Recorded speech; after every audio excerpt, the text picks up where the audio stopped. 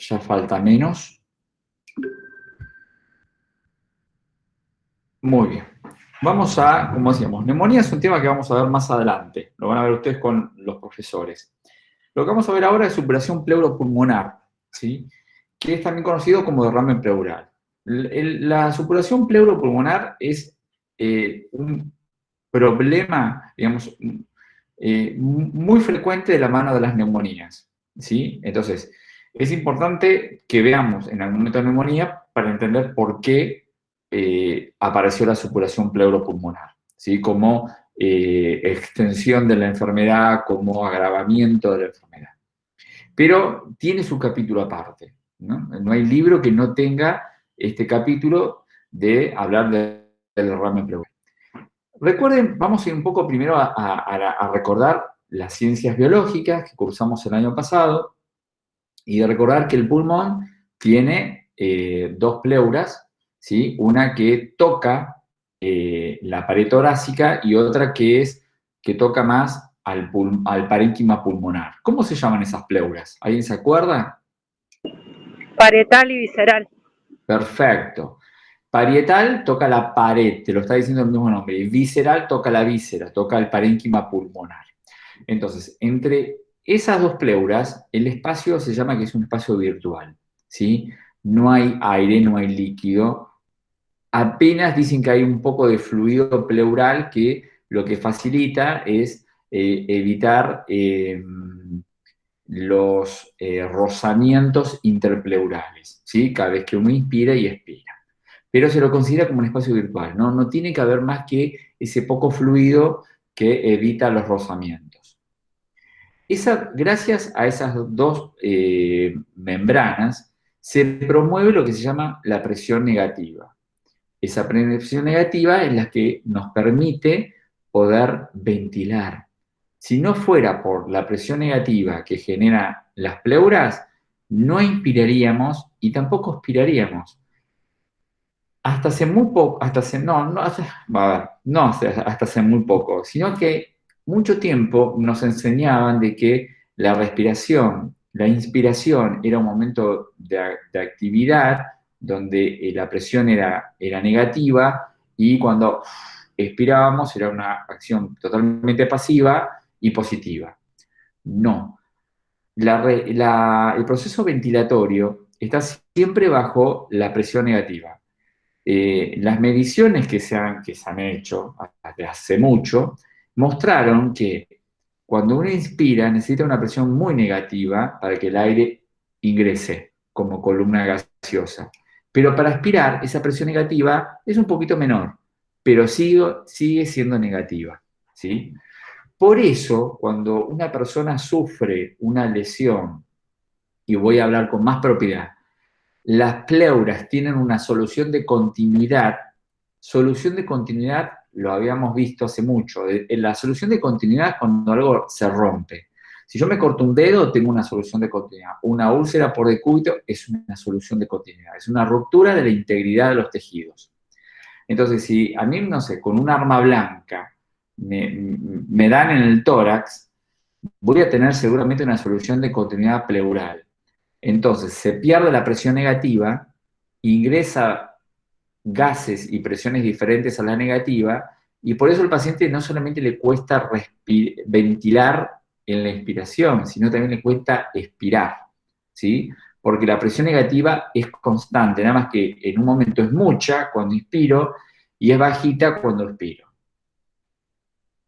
Eso también va a explicar la necesidad que tenemos de restablecer la presión negativa, ¿sí? Y que el drenaje pleural aparece como un recurso que es viejísimo en la historia de la medicina, pero que ha renovado, pero los principios básicos de sellado se mantienen, ¿sí?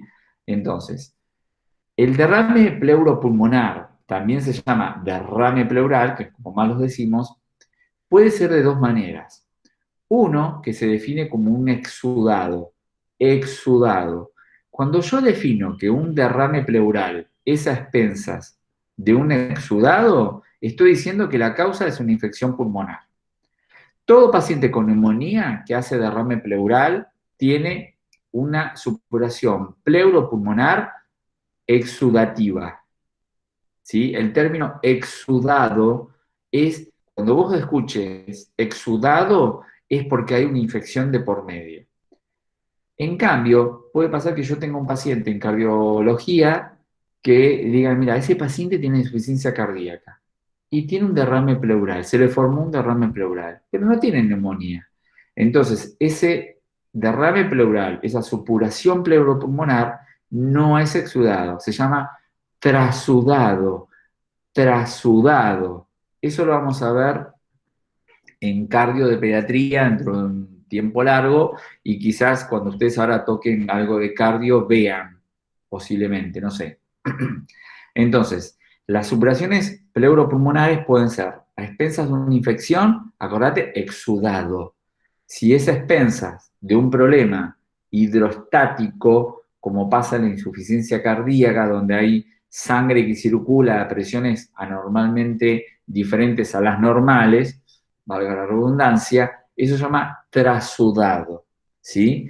Cuando el pulmón exuda, busca terceros espacios y la pleura le encanta hacer un tercer espacio y se permite llenar de líquidos y fluidos, ¿sí? Entre ellos va a haber proteínas, van a haber leucocitos.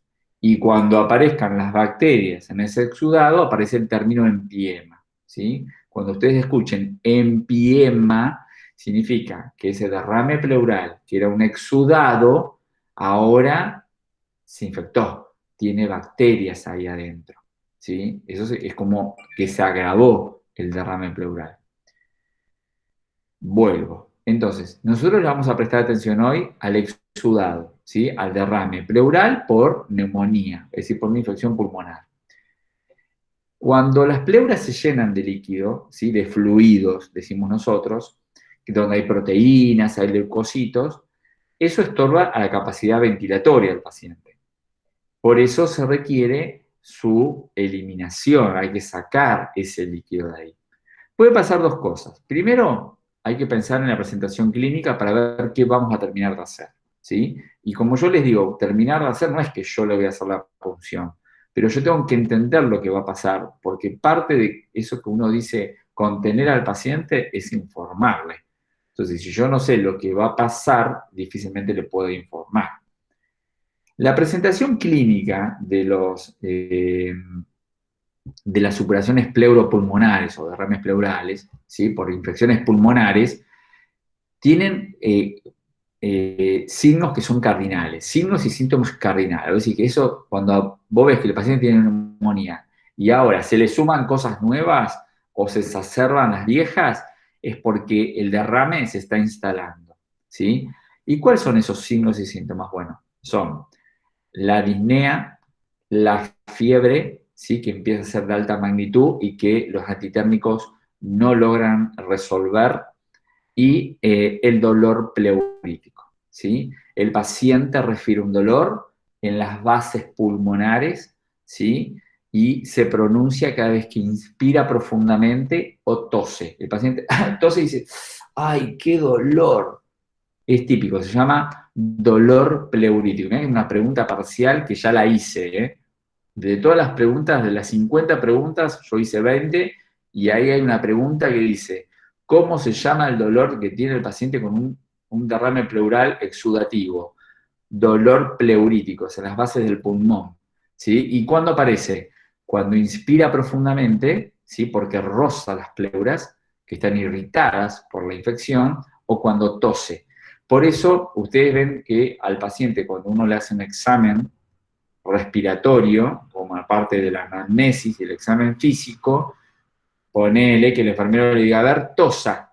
Entonces, si el paciente tose y dice, ay, cómo me dolió acá abajo, ojo, porque puede tener un derrame pleural, ¿sí? O habrás escuchado que el médico dice, a ver, inspire profundo para auscultarlo. Sí, sirve para auscultar la inspiración profunda, pero también sirve para valorar si hay algún dolor torácico y dónde duele.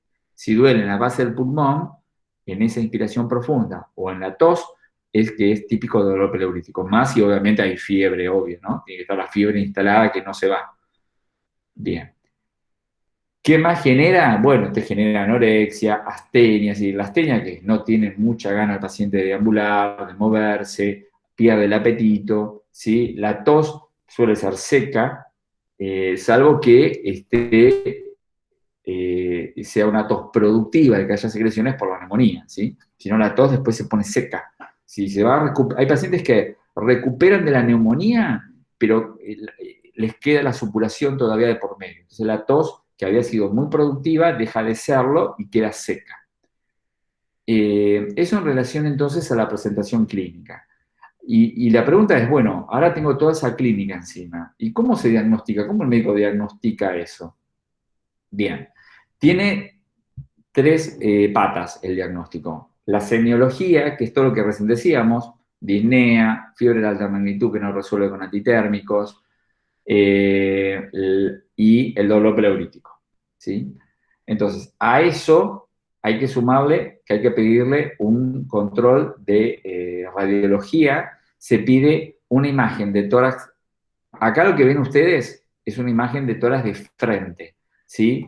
Pero recuerden que cuando lo tenés al paciente contigo internado, ¿sí? No es ambulatorio, este paciente está internado con vos, y te viene el radiólogo, y imagínate, si el paciente está complejizado, siempre conviene ver que las cosas se hagan bien, porque el radiólogo está apurado y movilizar a un paciente para estas técnicas requiere de mucha atención. Entonces, siempre conviene saber cómo es la técnica para que se respete y no se moleste al paciente más de lo que se lo puede llegar a molestar. El control radiológico tiene que ser preferentemente de frente y perfil. Frente y perfil. Es raro que le puedas hacer un perfil a un paciente que está en cama, pero el frente se lo van a hacer. Además de hacerlo de frente, a este paciente hay que pedirle, o ponerlo, mejor dicho, en una posición Fowler, ¿sí? ¿Por qué? Porque si yo tengo líquidos en la cavidad pleural y estoy en supino, todo acostado, los líquidos se redistribuyen y no se terminan por ver, ¿sí? Y uno me puede preguntar, ¿pero los líquidos se ven? Sí, mirá, en esta imagen tenés una placa de frente y ves acá, mirá la de arriba, cómo termina, esto se llama ángulo costofrénico. Esto que ven acá se llama ángulo costofrénico. Ángulo costofrénico. Y tienen que terminar en cuña, ¿sí? Así, en cuña. Y tienen que estar así como negritos, ¿sí? Porque esto significa que llega aire ahí. En cambio, fíjate acá abajo que desapareció la cuña o el ángulo costofrénico derecho, ¿sí? Pues yo la estoy mirando como miro la placa, pensá que el paciente estaba así. Entonces, este es mi lado derecho, aunque yo ahora lo vea como el izquierdo. Este lado, fíjate cómo se borró. Mira, acá termina el pulmón y todo esto que está acá, que tendría que estar en negrito, significa que acá hay líquido. Esta es una placa con lo que se llama borramiento del ángulo costofrénico. ¿Por qué? Porque hay líquido, ¿sí? Entonces, fíjate la diferencia entre lo normal y lo que ya dejó de serlo. Entonces, el enfermero debe buscar que se haga la técnica correctamente. Paciente semisentado, sentado. ¿Por qué? Porque si hay líquido tiene que bajar a las bases, porque si no se redistribuye me va a dar negativo. Tiene que estar bien sentado, la placa bien colocada por detrás, ponerle una sábana a esa placa para que no toque el cuerpo del paciente. Vigilen que cada vez, a ver, pregunto a la experiencia de ustedes, ¿cuál es el miedo que uno tiene cada vez que el radiólogo toca al paciente? A ver, le pregunto a la clase, a los que trabajan. ¿Cuál es el miedo que tenemos cuando viene el radiólogo? Y que le arranque la vía, si tiene una Desear, vía central, que se le arranque cuando la toque, que la Bien. movilice. Vamos, Estuve al a ver, tomo lo que paciente, dicen ustedes si están y lo todos vamos a decir como si fuera un pase de guardia. Desplazamientos de accesos vasculares, exteriorización del acceso vascular, porque eso que arranca, a ver, yo también lo digo en el pase de guardia, le arrancaron el catéter, pero bueno, recuerden ir improlijando las palabras como para que cuando uno lo evoluciona, yo no puedo poner el radiólogo arranca la vía. Es decir, no, en procedimiento de movilizar al paciente, el radiólogo accidentalmente desplazó el acceso vascular central. ¿Sí? Recuerden que acá hay que tirarse flores, porque si yo te tiro otra cosa, eso vuelve. Entonces, los desplazamientos de los accesos vasculares es todo un problema y, obviamente, si tiene una sonda nasogástrica, puede desplazarse también, y si el paciente está intubado, recen a San Expedito, ¿sí? Controlar siempre la vía aérea por encima de todo lo demás.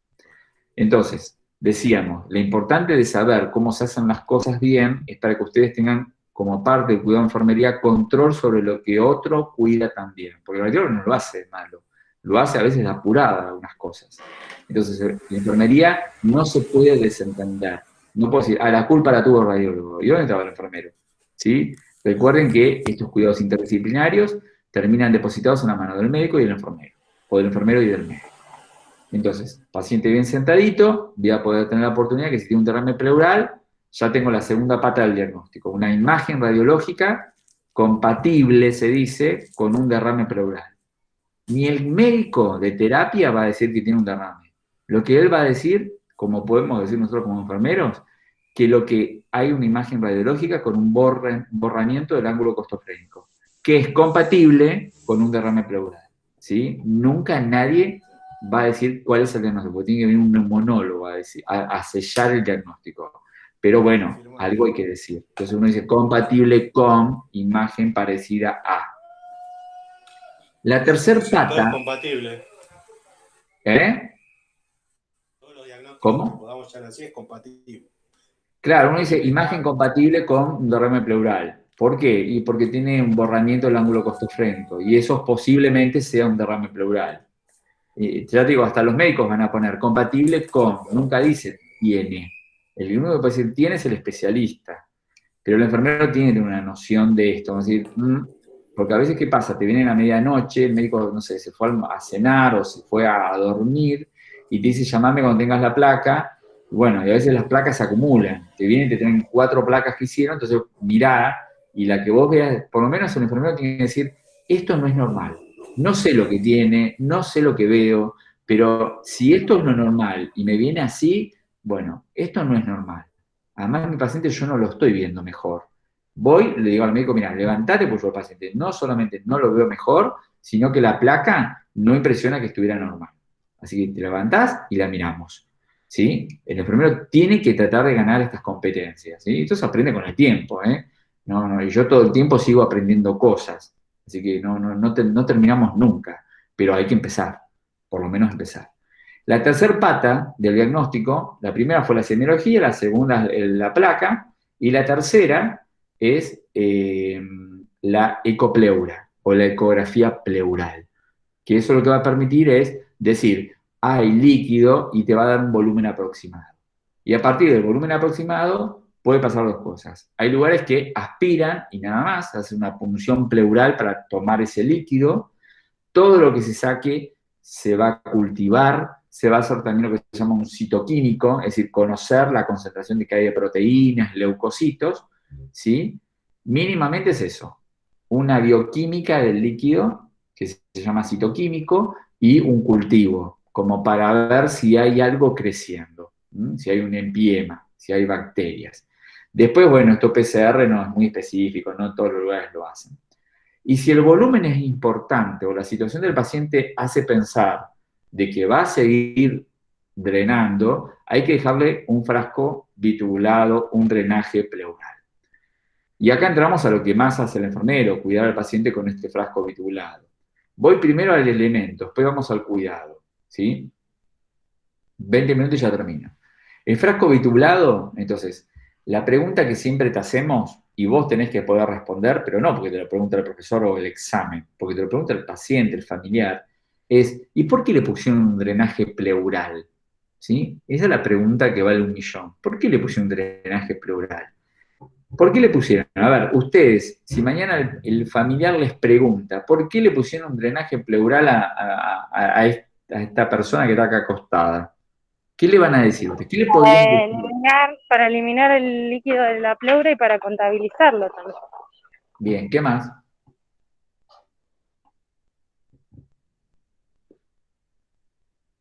¿Alguien más? ¿Algo más que pudiéramos decir? Hemos dicho eliminar líquidos, contabilizarlo, que está bien. Ahora vamos a agregar más cosas. A ver, les voy a tirar más ideas. Lo primero Para que que pueda tienen que... respirar mejor. Bueno, bien, Lo pero primero. vamos a usar todo lo que han dicho y vamos a armar una buena definición, ¿sí?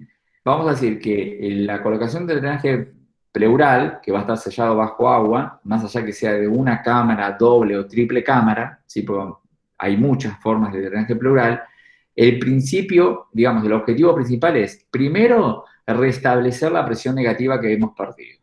Ahí eso es vital. ¿Sí? Cuando a vos te digan por qué le pusieron, porque primero el objetivo principal es restablecer la presión negativa pleural que hemos perdido. ¿Sí? Primera parte. Fíjense, todavía no dije ni contar, ni ver, ni sacar, nada. Y esto de respirar mejor se va a conseguir en la medida que se restablezca la presión. Y a veces mira que hay que explicarle al paciente, ¿eh? Usted respira gracias a que las pleuras, el pulmón hacen una presión negativa. Como usted la perdió por el derrame, ahora que le hemos puesto el drenaje pleural, vamos de a poquito a restablecer esa presión que se perdió, que era negativa, y usted ahora va a poder ventilar más cómodo. ¿Ves? Ahí usé lo que usó el colega, que me dijo, va a respirar mejor. Sí, sin duda, pero cuando se restablezca la presión negativa. Segunda función que tiene el drenaje pleural es poder evacuar el espacio pleural de líquidos, sólidos o gases. Mirá que todo eso es una pregunta parcial, ¿eh? Después escúchenla de vuelta porque es una pregunta típica del parcial. ¿Sí? Los fines que tiene el drenaje pleural: restablecer la presión negativa, evacuar del espacio pleural, interpleural, líquidos, gases o sólidos. Los sólidos son los coágulos o la fibrina que pueda tener el paciente. De eso se puede contabilizar, obviamente, los líquidos, que es lo que nosotros decimos débito, ¿sí? Lo que el enfermero cuantifica y valora es el débito del drenaje. Recuerden que el frasco bitubulado, ¿sí? Frasco bitubulado, a veces preguntamos cómo se llama y estamos dando 10 vueltas, carnero para acordarnos, frasco bitubulado, tiene lo que se llama una rama larga, esto se llama rama larga y rama corta. La rama larga es la que se conecta al paciente, ¿sí? Acá dice recién nacido porque era ese caso. Pero la rama larga es la que se conecta al paciente, al drenaje del paciente. Y la rama larga es la que está sellada bajo agua. Estos 2 centímetros es de altura, ¿sí? No confundir con mililitros, por favor. Esto significa que la rama larga tiene que estar bajo agua. ¿Cuánto? 2 centímetros bajo agua. ¿Y cómo logro que esté 2 centímetros bajo agua? A ver, yo les pregunto a ustedes, ¿cuánto líquido le dejan al drenaje pleural para sellarlo? ¿Alguno de ustedes habilitó un drenaje pleural alguna vez? ¿O 200 cambió? eran, profe, 200. Un poquitito más, entre 250 y 300 mililitros. Con ese volumen dejaste que la rama larga quede 2 centímetros bajo agua. Porque si pongo un poquito menos, 200 va a llegar muy al límite. Y si esto se mueve el frasco, vas a dejar al descubierto la rama larga. Entonces pierde presión negativa y pueden ingresar gases. ¿Mm? Entonces, para asegurarnos el volumen testigo, pues se llama volumen testigo, es dejar entre 250 y 300 mililitros de agua bidestilada. Hoy estos frascos ya vienen pre-rellenados. Vos cortás las ramas acá arriba y vas vaciando y dejando el volumen que quieras dejar. La rama corta queda siempre abierta al aire, ¿sí? Porque si hay gases, van a salir por acá. Entonces, rama corta abierta a la atmósfera, rama larga sellada bajo agua, 2 centímetros de altura de sellamiento, un volumen testigo entre 250 y 300 mililitros de agua destilada, y es la rama que va a conectar al drenaje del paciente. Importante, el frasco bitulado tiene que tener su propio rótulo. Cuando me viene un paciente y yo le pongo un frasco nuevo, porque no sé cuánto ha debitado en la cirugía, ahora de todo postoperatorio hay que cambiarle todos estos frascos y ponerles nuevos. Pinzo con 2 pinzas, coger el drenaje del paciente y hago el cambio de este frasco. Y le pongo un rótulo que diga fecha y hora en que se ha cambiado, nombre y apellido del enfermero que lo cambió y el volumen testigo. ¿Por qué es importante el volumen testigo? Porque si yo pongo 300 mililitros de volumen testigo y cuando termina mi turno hay 320, significa que el paciente debitó 20 mililitros de débito, ¿sí? Y eso lo tengo que cuantificar. Eso es lo que dijo la colega, contar lo que me viene, ¿sí? Cuantificar el débito del paciente. Además de las características, hemático, cero hemático o ceroso. Ceroso es cuando es amarillito, ¿sí? Bien. Entonces, eso tiene que estar en el rótulo de todos los drenajes, ¿Hay ¿sí? un tiempo Y en estos no. determinado para tenerlo, profe?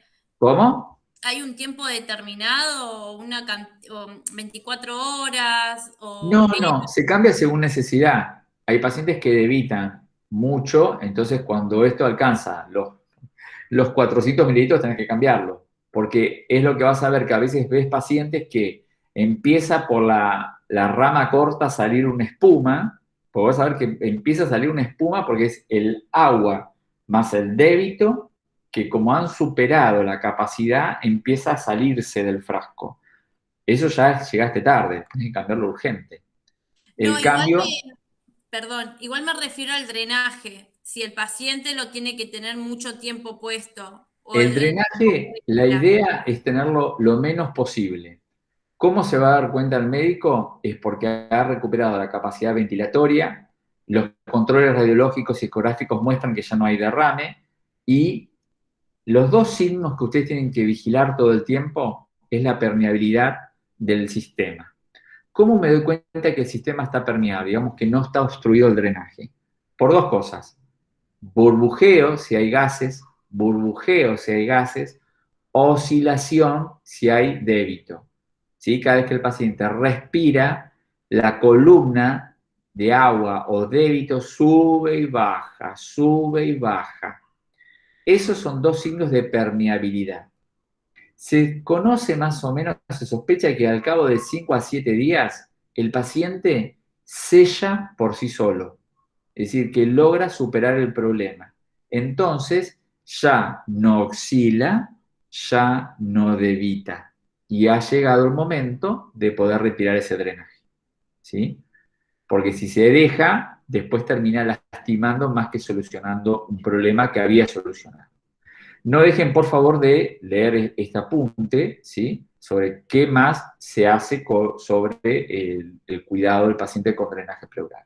Nada más que para acordar, de esto no hay preguntas, pero cuando vean esto, los invito mucho a que vean este video que explica sobre la preparación de los drenajes que hoy estamos usando mucho. ¿Sí? Hay lugares que ya no usamos más frascos bitulados, sino que usamos estos equipos, ¿sí? Que son drenajes de triple cámara, ¿sí? Que permite. Triple cámara, ¿por qué? Porque tiene tres cámaras, ¿sí? Una cámara recolectora, fíjate que tiene hasta para 2 litros, esto se lo ponéis, le dura 7 días al paciente, 7 días no hace falta cambiarlo, un sello de agua y un sistema activado por aspiración. Esto se usa mucho en los postoperatorios, donde sé que el débito va a ser importante, y el miedo a que se tape por fibrina o coágulo es una constante. Entonces, estos dispositivos se activan por aspiración. Entonces, los drenajes torácicos, cuando vos veas esto, que acá como ves en el video, cuando vos lo veas el video decís, yo vi eso alguna vez. Acordate, esto es lo mismo que el viejo frasco bitubulado, nada más que ahora ha mejorado con la técnica y permite que 3 cámaras, una de recolección, la segunda es de sellado y la tercera es de aspiración. ¿Sí? Están pensados para pacientes postoperatorios de alta complejidad, donde debitan mucho y quiero tener mucho control sobre lo que debitan, pero también evitar el riesgo de taponamiento o de obstrucción. Para terminar, y ya terminamos esta maratón de temas, que es una locura darlo así, pero bueno, es lo que tuvimos, es lo que pudimos y hay que sacarle provecho. EPOC, enfermedad pulmonar obstructiva crónica. De acá lo que te vamos a preguntar es, primero, la definición de lo que es la enfermedad pulmonar obstructiva crónica, que recuerden que es crónica, te lo dice el nombre, frecuente, es prevenible y también es tratable, ¿sí?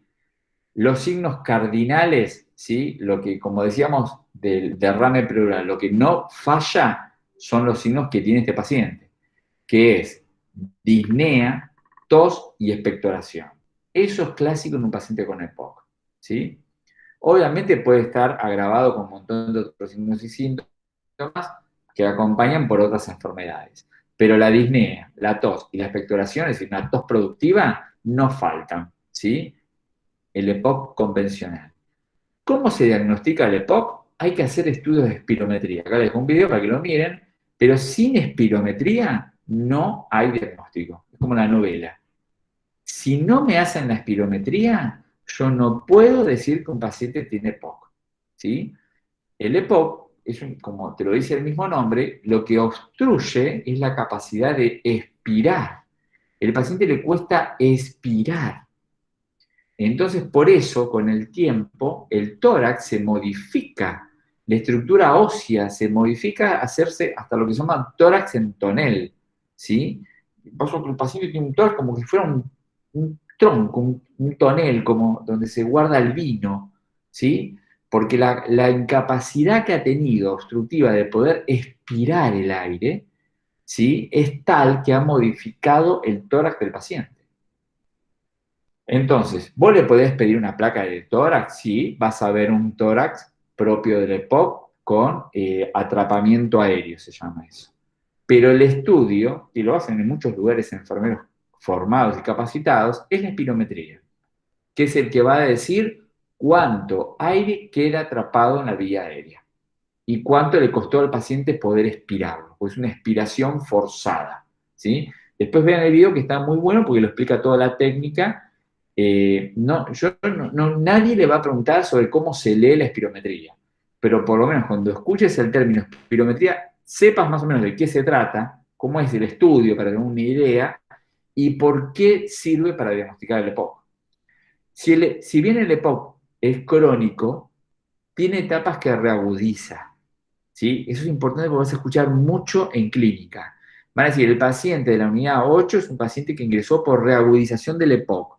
Voy a decir, ¿cómo que reagudizó una enfermedad crónica? Sí, la enfermedad crónica se mantiene estable, controlada con medicación, pero hay momentos donde podemos agarrar una neumonía, una fuerte gripe y el paciente desestabiliza. Entonces, todos esos signos que estaban controlados se descontrolan. Y eso se llama reagudización, ¿sí? Se reagudiza todo eso que yo tenía controlado, se me escapa de las manos. Aparece la disnea, la tos productiva, insatura, ¿ok? Y estos pacientes pueden necesitar oxigenoterapia. Y hemos hablado en clases pasadas que ojo con la oxigenoterapia. No le puedo dar una FIO 50%. Se da una mínima cantidad para mantener una saturación entre el 92 y el 95%. No quieras que un EPOC te sature 100, no lo va a hacer, no tiene ya capacidad para que eso suceda. Confortate con un 92 o 95% sin disnea. Por eso las cánulas nasales convencionales es el tratamiento estándar. No le voy a poner una máscara Venturi, una máscara de BiPAP, no, ¿sí? Porque le vas a quitar el estímulo de la ventilación en el centro respiratorio y es un paciente que te deja de respirar, ¿sí? Va a empezar a hacer apneas, ceses de la ventilación espontánea y vas a tener un problema. El tratamiento está, por un lado, obviamente, los hábitos en la vida. Es decir, si fuma, tiene que dejar de fumar. Acá no se puede negociar más menos. Es nada. Directamente es nada. Entonces, dejarnos de fumar porque sabemos que es una de las causas, pero 100% prevalentes, de que han desencadenado el EPOC. ¿Sí? No, el EPOC no lo desencadena, no sé, los ácaros, el olor a pintura, no. El EPOC está desencadenado generalmente como enfermedad pulmonar crónica obstructiva, el hábito del tabaco, puesto número 1. Después hay algunas intoxicaciones ambientales, por ejemplo, no sé, trabajadores en la mina, el carbón, pero bueno, son muy específicas, ¿sí? Lo que vemos el día a día es el tabaco, no es otra cosa. Y el tratamiento con terapias antiinflamatorias, ¿sí? Generalmente broncodilatadoras, los glucocorticoides están a la cabeza del tratamiento. Esto ya lo habíamos hablado otras veces, ¿no? De qué pasa con estos pacientes con tratamiento prolongado de corticoterapia. La actividad física es muy bienvenida, la vacunación antigripal todos los años, la vacunación con la antineumocóxica, sí o sí, ¿sí? No importa la edad, si vos tenés, pues si mi papá tiene 50 años y tiene diagnosticado EPOC, dale la vacuna antineumocóxica, ¿sí? Porque le llega a dar uno de esos neumococos y se lo lleva puesto al paciente, ¿sí? Entonces la enfermedad, la vacunación antineumocóxica, acordate que tenés, son 2 dosis que se dan una separada de un año una de la otra, que primero se da la 13 valente y luego la 23 valente, es importante, ¿sí? La rehabilitación, obviamente, en caso de reagudización, se rehabilita al paciente en el sentido de que, bueno, hay que ver cuán secuelar quedó ahora, y la oxigenoterapia según la necesidad. Por ejemplo, la oxigenoterapia aparece cuando el paciente ya, además del EPOC, tiene... ay, se me fue la tenía en la boca recién la palabra. Bueno, queda porque buscar cuál es después de la época hay una enfermedad que lo que genera es la necesidad de la oxigenoterapia permanente, que es lo que uno ve a veces en la vía pública, que hay gente con un carrito con oxígeno, ¿sí? No sé, ¿algunos se acuerda cómo se llama esa enfermedad? Bueno, se me fue mal. Después me acuerdo, cualquier cosa les mando un mensaje por acá. Pero cuando se las mandan, decir, ay, sí, era eso. Nada, la oxigenoterapia en el paciente con EPOC es cuando lamentablemente llega a ese problema de respiratorio donde el oxígeno se necesita, o por lo menos necesitan concentradores de oxígeno, ¿sí? Bueno, hasta acá, esto fue una locura haber explicado todo esto en este tiempo, pero es lo que hay, pero también el examen va a estar a esa altura, ¿sí? No vamos a ir mucho más allá de lo que hoy yo expliqué. Con lo que yo hoy expliqué, te alcanza. Entonces, lee lo que está en la plataforma, que acá no hay texto, es leer esto, ¿sí? Que es mucho, no digo que sea poco, y vas a tener que ver los videos. Dudas y consultas, ¿sí? Me podés mandar un audio de WhatsApp y me preguntas. Yo no tengo problema. Puedo tardar en responderte, pero me preguntás, me mandás un audio de WhatsApp. No me mandes una foto con algo escrito diciendo, ¿está bien esto que yo respondí? No. Me mandás un audio de WhatsApp y me decís, mire, profe, estoy leyendo esto y tengo una duda con esto y esto. Primero, mira el video. Primero lee. Segundo, mira el video. Y si eso no te lo soluciona, me podés llamar. ¿Ok? Como duda. Cuando vos quieras y cuando yo pueda, respondo. ¿Sí? Yo en eso no tengo problemas. Lo que sí, el día del examen, la idea es que yo pueda, como les dije, responder los llamados que ustedes me hagan. ¿Sí? Vamos a ver, si estoy en casa, vamos a estar re cómodos. Si estoy, como creo que lo voy a estar con los alumnos de la tarde, bueno, atenderé lo que pueda, ¿sí?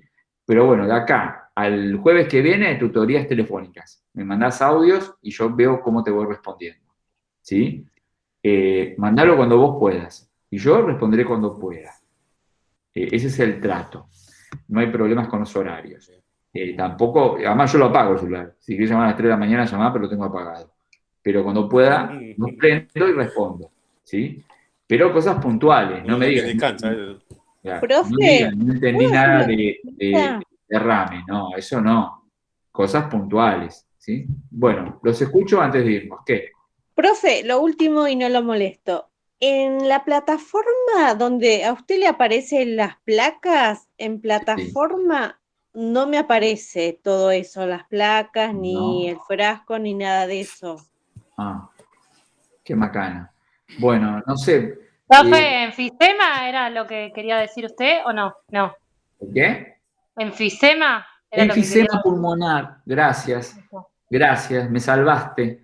Enfisema pulmonar. Cuando el paciente hace enfisema pulmonar, es el paciente que ya necesita o un concentrador de oxígeno, porque necesita una FIO 2 más alta que la ambiental, o el oxígeno ya.